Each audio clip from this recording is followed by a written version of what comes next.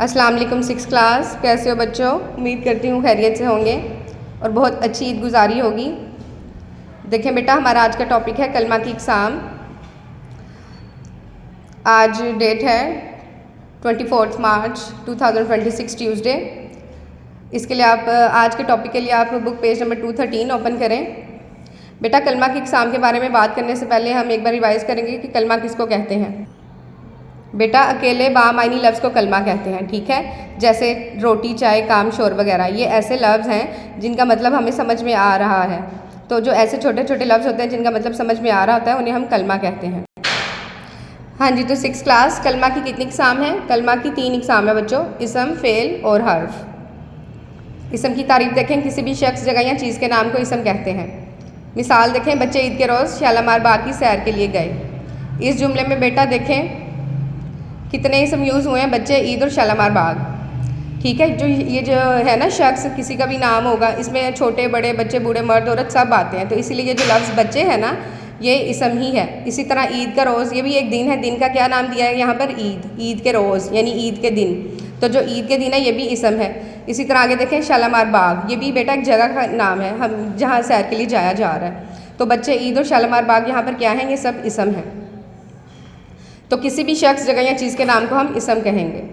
Fail की तारीफ देखें, वो कलमा जो किसी काम के करने या होने या ना करने और ना होने के बारे में बताता है। एग्जाम्पल देखें, नजमा झूठ नहीं बोलती थी। इस जुमले में बताया जा रहा है कि झूठ नहीं बोला जा रहा, तो ये भी एक काम है, ठीक है। बोलती थी भी एक काम है, तो फ़ेल हम काम को ही कहते हैं। कोई भी काम जो किसी जुमले में ज़ाहिर होगा उसको फ़ेल कहा जाएगा। दूसरी मिसाल देखें, मैं लाहौर में रहना पसंद करता हूँ। इस जुमले में पसंद करता हूँ यानी पसंद करने का काम किया जा रहा है, तो ये जो वर्ड्स हैं ये भी फ़ेल हैं। हर्फ की तारीफ देखें, हर्फ वो कलमा होता है जो अकेला कोई मायने नहीं रखता, इसका अलग से कोई मतलब नहीं है। जैसे ने, को, पर, से, में वगैरह, ये हर्फ हैं, ठीक है। लेकिन इन हरूफ का अलग से कोई मतलब नहीं है जब तक ये दूसरे कलमात के साथ मिल ना जाएँ। अब वो दूसरे कलमात कौन से हैं बच्चों? इसम और फ़ेल, ठीक है। ये दोनों के मिलने से हर्फ की समझ में आती है। ये इसम जो है, जो हर्फ है वो इसम और फ़ेल के दरमियान ताल्लुक़ को पैदा करता है। मिसाल देखें, माली ने बाग में नए पौधे लगाए। अब इस जुमले में ने और मैं अगर ख़त्म कर देंगे तो जुमला गैर वाज़ेह हो जाएगा। ये दूसरी मिसाल से बच्चों हम तीनों चीज़ों के बारे में जानते हैं। मज़दूरों ने सड़क की तामीर की। अब ये देखो बच्चों, ये 2 वर्ड्स हैं, मज़दूरों और सड़क, ये दोनों इसम हैं, ठीक है। इन दोनों को किसने मिलाया? ने। तो ने यहाँ पर हर्फ है। आगे देखें, सड़क की तामीर की, जो सड़क है वो भी इसम है, तामीर की वो फ़ेल है। यहाँ काम किया जा रहा है, सड़क को बनाने का काम, ठीक है। तो इसम और फ़ेल को यहाँ जिस हर्फ ने मिलाया है वो क्या है? वो की है। Six class, book page number 214 open करें। यहाँ हम एक्सरसाइज सॉल्व करेंगे। दुरुस्त जवाब पर टिक का निशान लगाएं। मवेशी कवायद की रूह से क्या है? बेटा, मवेशी कहते हैं जानवरों को, तो ये इसम है, ठीक है। बिल्ली ने चूहे को खा लिया। जुमले में ने क्या है? बिल्ली और चूहा दोनों इसम है, दोनों को मिला रहा है ने, तो यहाँ पर ने जो है वो हर्फ है। नेक्स्ट देखें, वो किताबें लिखता है। अब इस जुमले में इन्होंने पूछा है किताबें क्या है ग्रामर की रूह से, तो ग्रामर की रूह से किताबें चीज़ का नाम है, तो हम इसको इसम कहेंगे। नंबर 4, मज़दूरों ने सड़क की मुरम्मत की। अब देखिए, यहाँ मुरम्मत की के बारे में वो पूछ रहे हैं कि जुमले में ये ग्रामर की रूह से ये लफ्ज़ क्या हैं। तो बेटा, ये काम हो रहा है, ठीक है, सड़क को बनाने का काम हो रहा है। तो यहाँ पर जो मुरम्मत की है ये फ़ेल है। मुरम्मत का मतलब होता है किसी चीज़ के टूट जाने पर उसको दोबारा से ठीक करना, उसको बनाना, तो ये फ़ेल है। नेक्स्ट देखें, हम रोज़ाना पैदल स्कूल जाते हैं। इस जुमले में स्कूल ग्रामर की रूह से क्या है? बेटा, ये एक जगह का नाम है, तो इसको हम इसम कहेंगे।